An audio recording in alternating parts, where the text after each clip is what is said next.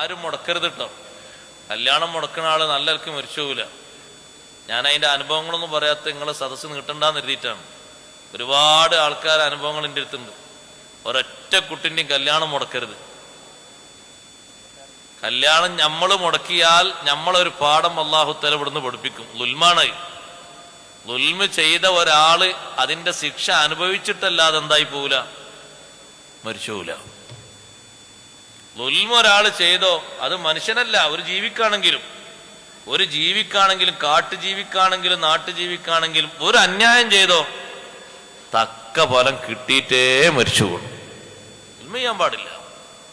ളുൽമാണ് ആ സാധനം, കല്യാണം മുടക്കുക എന്നുള്ളത്. അതിനാരും ആണും പെണ്ണും നിൽക്കരുത്. സാധ്യതയുള്ള വാക്കും പറയരുത്, സങ്കല്പമുള്ള വാക്കും പറയരുത്. നേരെന്താണോ ഹക്ക് പറയണം. പറയാൻ പറ്റാത്ത ഒരു സംഗതിയിൽ പഴയ കാലത്തുണ്ടായിരുന്നു, ഇപ്പൊ ആള് നന്നായിട്ടുണ്ടെന്നാ പഴയ കഥ പറയരുത്. ഒരാള് നേരത്തെ 10-15 വയസ്സിൽ എന്തോ ഒരു തെറ്റ് ചെയ്തിട്ട് ആള് നന്നായിക്കണ്. അപ്പൊ 10-25 വയസ്സേക്കണ്, ഇപ്പൊ അയാൾ കുഴപ്പമൊന്നുമില്ല. പിന്നെ അന്ന് 15 വയസ്സിൽ ഇങ്ങനെ ഒരു പ്രശ്നം നേരത്തെ ഉണ്ടായിരുന്നു, അയാളെ നിങ്ങൾ പോയി നോക്കിയത് അന്വേഷിച്ചതും. ഇപ്പൊ 25 ആള് നന്നായി ഉഷാറായിക്കണ്. നമ്മളിപ്പത്തെ കാര്യം പറഞ്ഞാൽ മതി. നമ്മളെത്ര മോശമാണ് അല്ലാണ്ട് നമുക്കറിയില്ലേ. അതും കൂടി അല്ലാഹു തആല വെളിവാക്കി ഈ വിഷയത്തിൽ. ആളെത്ര മോശമുണ്ട് ഉഷാറുണ്ട്.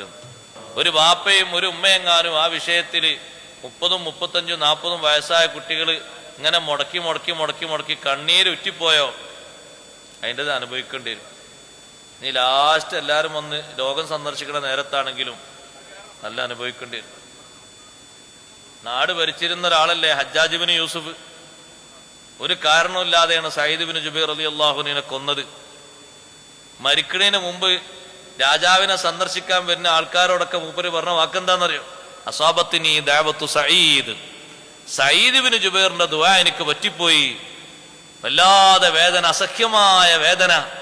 എന്റെ ശരീരം തുണ്ടം തുണ്ടാക്കി ആരെങ്കിലും മുറിച്ചെന്നെങ്കിൽ വേദന കൊണ്ട് സഹിക്കാൻ പറ്റുന്നില്ല. എനിക്ക് എവിടേക്ക് നോക്കിയാലും സയ്യിദ് ബിൻ ജുബൈർ എന്നെ ഭീഷണിപ്പെടുത്തുന്നുണ്ടോ എന്ന് എനിക്കിങ്ങനെ തോന്നിപ്പോകുന്നുണ്ട്. ഞാൻ കുടുങ്ങിയിട്ടുണ്ട്.